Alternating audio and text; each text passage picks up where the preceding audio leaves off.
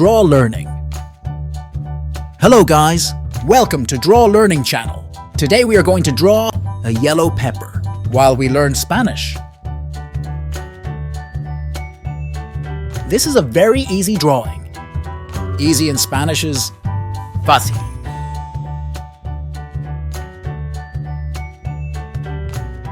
We are almost finished.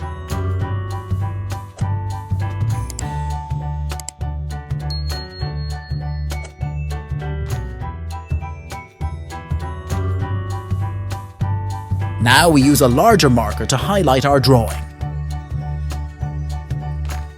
Now let's fill the drawing with color. Now we use a darker green, that in Spanish is said, verde oscuro. Let's go with the yellow color. Yellow in Spanish is amarillo.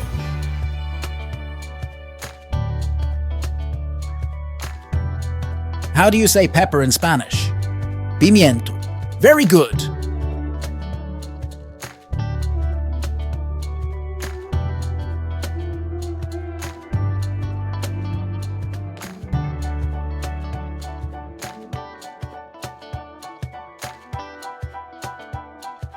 If you liked the video and you want to see more, feel free to like and subscribe to the channel.